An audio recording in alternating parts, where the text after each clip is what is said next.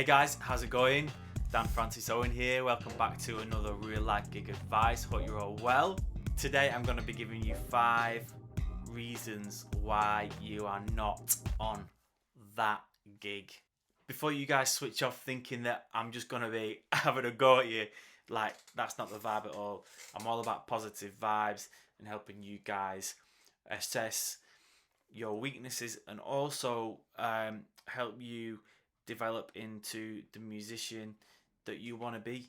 Now I'm going to say something that you guys might feel is pretty crazy, but when it comes to work and gigs and everything, it's not always about your playing. Of course you need to practice to get to a professional level and be in a position where you can handle a lot of different musical environments, and of course musically have the right vibe for whichever gig it may be. But even then, it's not always about you being the best player for the gig musically. There are other factors that come into it. Number 1, your look or your image. So let's say a pop context. So an artist or management, they might have a preconception of how they want the band to look. They might be basing it on a previous model which worked for them. So for example, a couple of years ago I did an audition for a well-known pop singer, and I got put forward to audition for the gig because they wanted specifically northern musicians, and I live in London but I'm from the north of England. So I got on the auditions, I got through all the auditions, and then they said that they wanted like an indie vibe, like an Oasis indie vibe. And that's, that's not our dress, that's not our look, that's not really I can play that stuff, but that isn't naturally my vibe. I'm more like on the R&B, soul, funk, pop, Latin stuff, But I can play that indie stuff, but I don't look like I can. Long story short, that gig, I didn't get it because I don't look like an indie guy. Another thing as well is that, they might be looking to replace a musician in the band and they want somebody who looks pretty similar because they don't want to mess around with the aesthetics of the band. It's like in TV shows, when they replace a character and have you ever noticed in some movies when like it's a sequel and it's like they've got 2 different actors for the same part from one film to the next, and it's like you look at them and you think, hang on a minute, like is that a different actor or not? I can't remember. Oh, let's Google it. It's the same thing. If the aesthetic works, it works. And another thing, guys, is your age.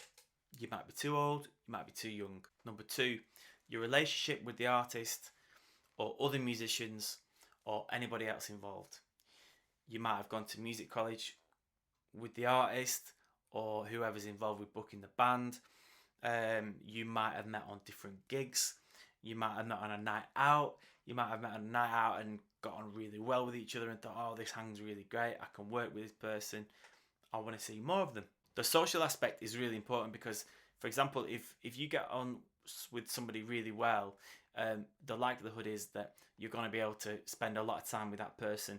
And if you are going on tour on a tour bus, you're living in close quarters, for months on end, then you need people who you can get along with and have a laugh with.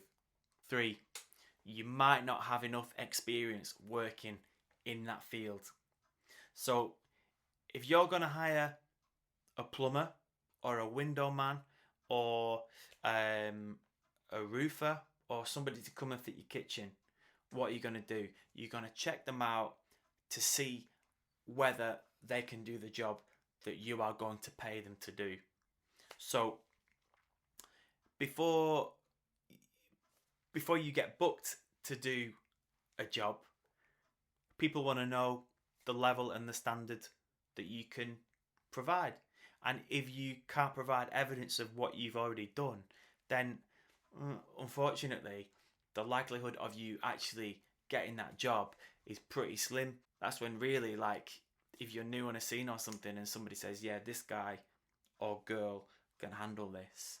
And it's like, oh, well, I've not seen anything they've done before. Yeah, I know they're new, but they can handle it. That's when like personal recommendations can come in. But on the whole, people need to know what you can do before you actually do it. Number 4, not enough people know what you are capable of at the moment. If you go into jam sessions, picking up gigs, and then you can tie in your social media with that as well, you can slowly let people know who you are, what you're into, what you're about, and what you can do. You just have to go out, meet people, meet musicians, and play. Number 5, MDs, fixers, management, other musicians, they all have their list of first call guys, right? And that is just the way it is. Just the way it is. You will eventually be first call on somebody's list, but it just takes time. Now, you're probably thinking, well, how am I going to get one of these bigger gigs, or the gig that I want? It's got all the kudos and, you know, it's me down to a T. You know, I love that music. I've loved it for all my life, blah, blah, whatever.